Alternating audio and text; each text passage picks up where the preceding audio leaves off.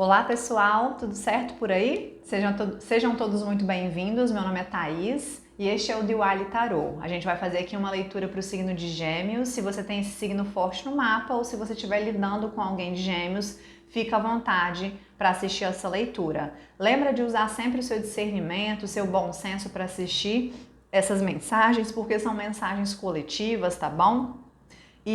Mas eu acredito de qualquer forma que se você chega até aqui, vai ter uma mensagem que vai te ajudar, que vai te aconselhar em alguma dimensão da sua realidade, tá bom? Peço que você contribua com o meu trabalho, se inscreva, curte o vídeo, deixe seu depoimento aqui nos comentários, encaminhe essas mensagens para as pessoas que você acha que vão se beneficiar e ativa as notificações para você não perder nenhum vídeo que eu vou lançando aqui, tá bom? Essa semana a gente tem live, então ativa mesmo o sininho para você ativar ali o lembrete, para você participar ao vivo junto com a gente vai tirar cartas aqui para as pessoas que estiverem ao vivo, então é bem interessante esse movimento. A gente fez a nossa primeira mês passado e foi ótimo, eu espero que essa seja igualmente maravilhosa, tá bom? Gêmeos, vamos lá? Informações sobre consultas e outros links importantes eu deixo tudo aqui na descrição do vídeo, tá bom, Gêmeos? Vamos começar com o oráculo da deusa, depois a gente vai abrir com o arquétipo animal para vocês, tá? Aí depois com o tarô tradicional, como sempre, e no final um conselho das cartas do caminho sagrado. Tudo bem? Peço que vocês respirem profundo, acalmem a mente, acalmem as emoções. Que eu possa transmitir essas mensagens de uma forma clara e elevada para todos vocês que se conectam com essa leitura. Gêmeos. Autoconhecimento. Conheça-te a ti mesmo.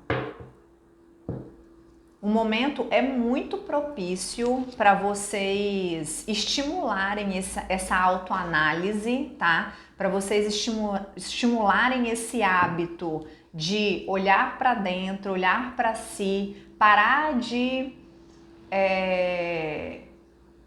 projetar as suas questões na vida alheia, vamos dizer assim, né? Então eu acredito que aqui seria um momento interessante de vocês entrarem ali numa terapia, de vocês fazerem algum movimento desse, de se voltar para dentro, né?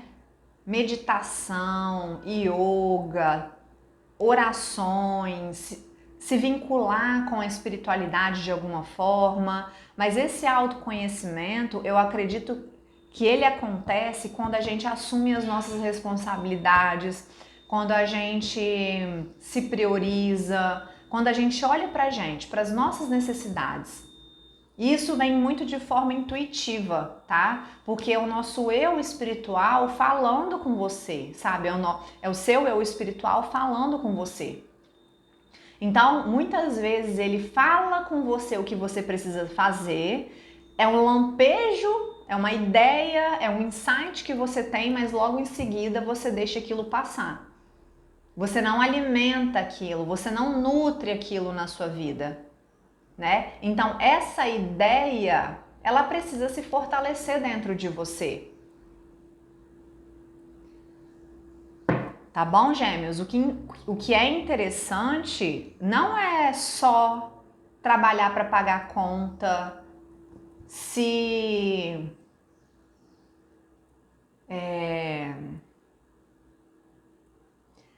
adentrar tanto nessa rotina maluca, nesse automatismo que a vida nos oferece.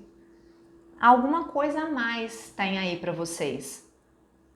Eu acho que vocês precisam se vincular com alguma coisa que religue vocês, né? Que religue vocês à própria espiritualidade, ao seu próprio ser, à sua própria essência. É essa autoescuta ativa, é você perceber as suas necessidades o tempo inteiro, né? Onde eu tô, por que eu tô aqui, onde eu quero ir, com o que eu tô me conectando e por aí vai. Um arquétipo animal para vocês, vamos trazer aqui a medicina dos animais para Gêmeos.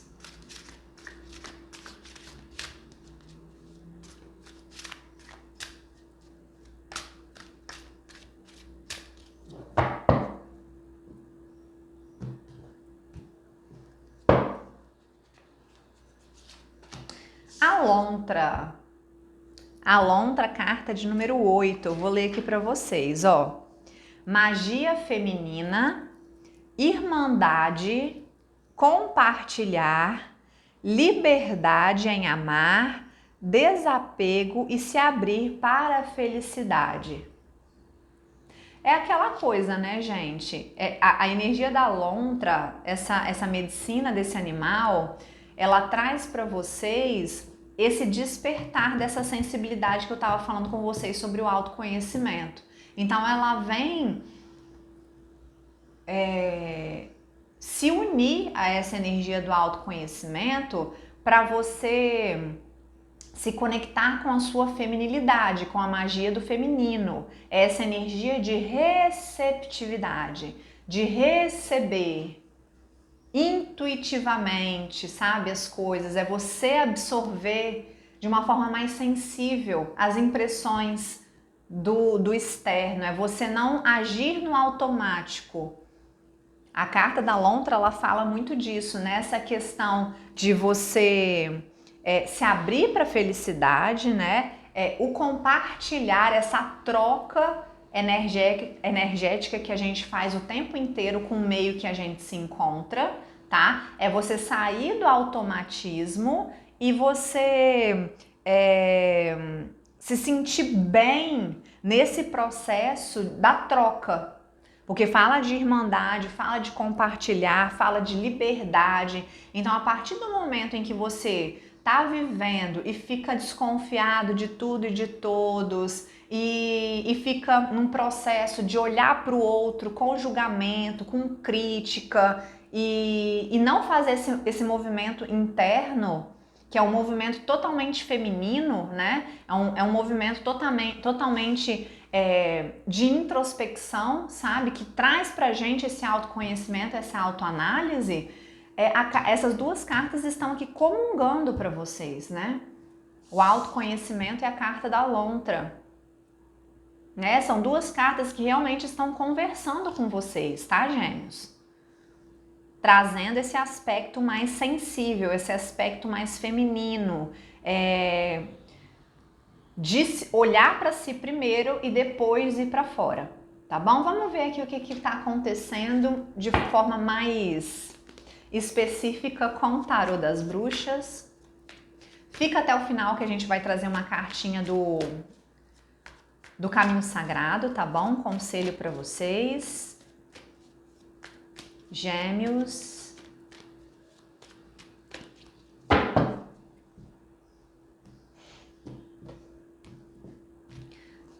Pra gente fluir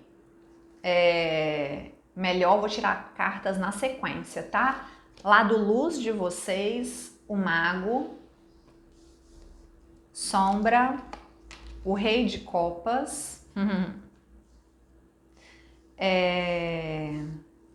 o andamento da questão, 5 de ouros, resultado final, a sacerdotisa, conselho, 6 de espadas. Muito interessante, olha só, gente. Lado luz de vocês, a gente tem a carta do mago, que é uma carta de proatividade, né? É uma carta de número 1 e é uma carta também que fala de uma autonomia de fazer as coisas, sabe? É você se sentir preparado para você fazer o que deve ser feito, para você assumir aquilo que você tem que fazer, assumir as responsabilidades e também dar início a algo novo. Carta de número 1, né? E esse algo novo vai trazer toda uma história, né? Toda uma caminhada que vai agregar, vai trazer muita sabedoria, muito conhecimento para vocês.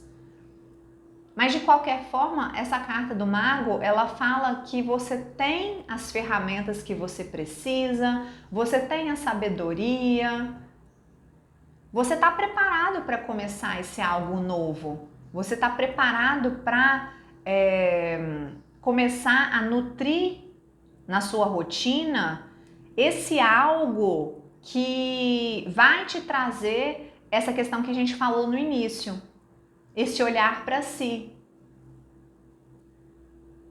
O seu lado sombra, o rei de copas.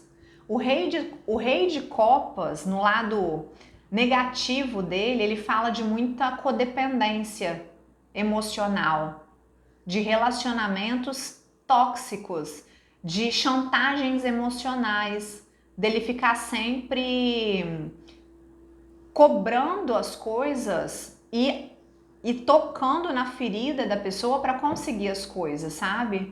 Ah, eu fiz isso para você e agora você faz isso para mim, sabe? Chantagens emocionais, relações codependentes, é você estar ali o tempo inteiro dependendo do outro para você se sentir completo emocionalmente falando. Isso não é saudável. Para você começar essa nova história, você vai ter que assumir as coisas boas e as coisas desafiantes desse processo. E não adianta fugir. Não tem como a gente fugir da gente mesmo. Qual que é o processo aqui no final das contas? O andamento disso, 5 de ouros. É um processo em que a gente faz sozinho, não tem jeito. Não tem ninguém que vai fazer isso por nós, pessoal. A carta dos 5 de ouros é uma carta que fala de solidão, né? Pode ser que toda vez que você se envolva numa atividade que envolva autoconhecimento, que envolva algum tipo de terapia, que você precise olhar para dentro, que você precise olhar para suas dores e para tudo aquilo que incomoda, você dá um jeito e sabota. Mas não tem jeito, pessoal. Isso aqui realmente precisa acontecer. A gente precisa entender e saber lidar com a gente mesmo, sabe? A gente precisa saber lidar com a gente. Não tem para onde fugir. Resultado final, a sacerdotisa, que é tudo aquilo que a gente falou no início da mensagem com a carta do autoconhecimento e com a carta da lontra. É fazer esse movimento para dentro. A grande sacerdotisa, ela tem um olhar imparcial. Gente, presta atenção. Eu dei aula de yoga por quase 10 anos. E o yoga me ensinou uma coisa que eu vou falar aqui para vocês. Primeiro de tudo, não se julgue. Se perdoe. Essas duas coisas são essenciais. Para você se adentrar no processo meditativo, é isso que a gente estimula a nossa mente a fazer. Esses pensamentos que vêm de culpa, de autojulgamento, de autocrítica, isso é um exercício. Da mesma forma como que a gente vai na academia malhar nossos músculos, deixar nosso corpo saudável, nos processos de autoconhecimento, de terapia, a gente faz um movimento cerebral de aprender a dissipar esse tipo de pensamento. Porque a gente precisa olhar daqui para frente, daqui para trás, não tem como mudar. E aí a grande sacerdotisa, ela vem com esse olhar imparcial. Eu vou olhar para mim de uma forma como uma folha em branco. Eu não vou olhar mais para essa pessoa que cometeu tudo isso, que fez tudo isso, que se permitiu sofrer, enfim. Porque quando a gente se coloca nessa posição, a gente se sente vítima, a gente se sente responsável por todas aquelas cagadas que a gente fez, né? E nosso cérebro é isso, gente. O ego, ele vai culpar sempre, ele vai sempre deixar a gente para baixo. E a grande sacerdotisa, ela vem falar assim, ó, se olhe com um pouquinho mais de compaixão. Tenha esse olhar imparcial, com mais distanciamento da sua própria mente. E o conselho que vem para vocês, o 6 de espadas. Vá para um lugar tranquilo, sabe? Areje sua mente, tranquilize o seu campo mental. Por isso que eu falo sempre antes da gente... eu decreto sempre antes das leituras para a gente acalmar a nossa mente, para a gente acalmar as nossas emoções, porque é dessa forma que a gente absorve melhor as coisas. Não é na turbulência, não é na agitação que a gente entende nada. A gente entende melhor as coisas e assimila melhor as coisas nos momentos de calmaria, nos momentos de tranquilidade, de meditação, de introspecção. E o Seis de Espadas, ele vem aqui como conselho para vocês, fala justamente isso. Se precisar, viaja, faz um passeio, vai em meio à natureza, para você aliviar sua mente de todas essas cargas, sabe? Literalmente isso, aliviar a mente de todas essas cargas, essas impressões, esses condicionamentos mentais que ali estão borbulhando na nossa mente o tempo inteiro, tá bom? Vamos tirar aqui um conselho final, uma carta do Caminho Sagrado, que eu estou muito conectada com o xamanismo, com a natureza, com os saberes ancestrais. Eu quero passar isso para vocês, tá?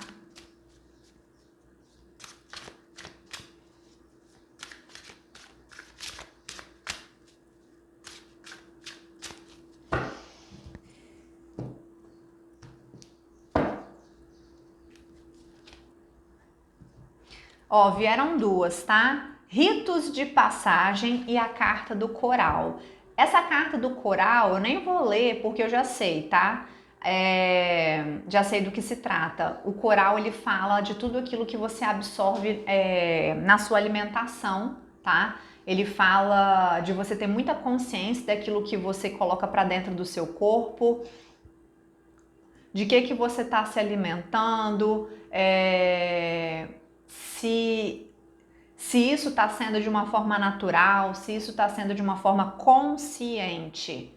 Então, o nosso corpo é o nosso templo e muito do que a gente se alimenta afeta diretamente na nossa saúde psíquica, na nossa saúde emocional. Tá bom? Então, o coral, ele vem falar muito disso. E a gente tem a carta do rito de passagem, que essa eu vou ler para vocês, que ela fala de mudança. Carta de número 21, que fala de mudança.